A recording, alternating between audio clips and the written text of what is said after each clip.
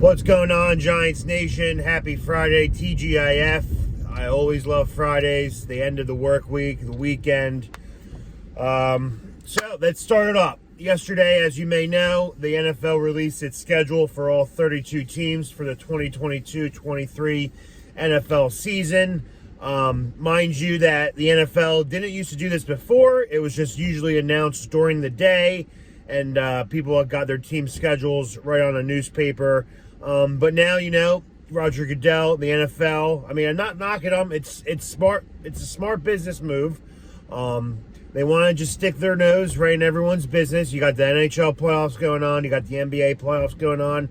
And Roger Goodell and the NFL is like, oh, don't forget about us. We're doing a schedule release show. We're going to announce everyone's games, even though they all leaked about 8 hours before this show aired, which happened. I knew the Giants' schedule around probably 12:30, 1 o'clock in the afternoon as of yesterday. But, you know, there's a lot of stupid leaks out there. This one channel on Twitter, NFL Schedule Leaks, pretty much just fooled around and pranked every fan in the NFL, thinking their guys knew their team's schedule beforehand, and it turned out to be wrong. This is why I deleted on my Instagram post the Vikings-Giants matchup in Week 1. That turned out to be false. I'm not going to do my win prediction just yet, but I will go through the schedule and just talk about it real quick. I'm not going to make this video too long. So anyway, the NFL schedule is released. The Giants schedule, from the looks of it, as of now, looks pretty favorable. Granted, we're not a very good team just yet. We still have a lot of things to do, a lot of players to bring in once other teams make those cuts, those veteran cuts during training camp, which I expect to be quite some few good players that we could possibly bring in when the time comes. But just glancing over our schedule real quick, not that bad. I think we have one of the easiest schedules, if I'm not mistaken. One of the easiest strength of schedules. So we got something going for us. Just a couple key games I wanted to talk about. First off, Week 1 at Tennessee Titans. I would say we could get killed if they still had A.J. Brown. They're lacking receiving core. They do have the King. The King is still behind the backfield, Derrick Henry. Tannehill still a decent quarterback. I don't think we'll be facing Malik Willis. It will be Tannehill Week 1. I think we will lose just as of now. Again, I will do my full predictions around August, right before the start of the Week 1. Maybe even before training camp. Who knows? But just some key games I want to talk about. The Titans Week 1. I'm glad we're not opening up against the Commanders. I'm glad we're not opening up against the Cowboys, who I feel like we play every year Week 1. So Week 1 at Tennessee, that's going to be a pretty good game. The Eagles play the Lions at 1, and we play the Titans at 4. So any of you fans in the South Jersey tri-state area, it looks like the Giants-Titans game should be on TV for all of us to watch, so we don't have to worry about streaming that game. And then our home opener the following week against the Carolina Panthers, that should be a win. That should be a win. That should be a win. Again, I'll go in full detail on each game when the time comes and the time gets a little bit closer to the season starting. Right now, it's only May. A lot can happen from now until then. Then we play Dallas Monday night, Week 3.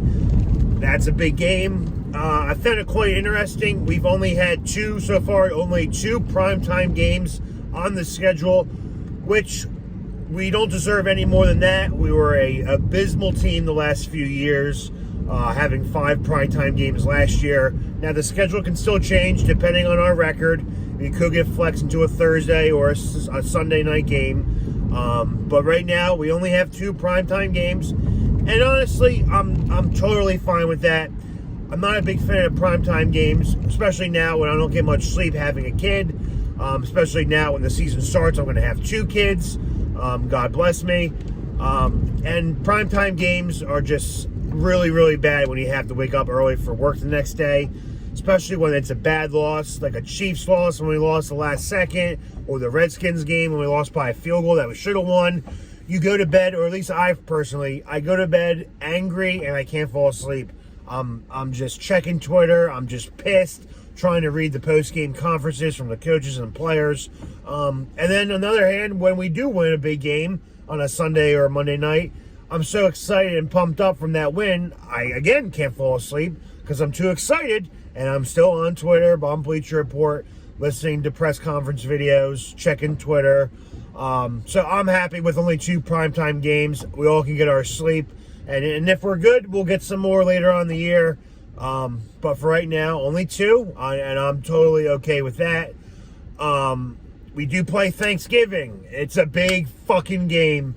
Thanksgiving at Jerry's World at the Cowboys. It's been a while since we played on Thanksgiving, and what better team to play than the Dallas Cowboys? That should be a great game to watch. So at least we have something to look forward to on Thanksgiving, because I'm not even a big Thanksgiving fan, not a fan of the food.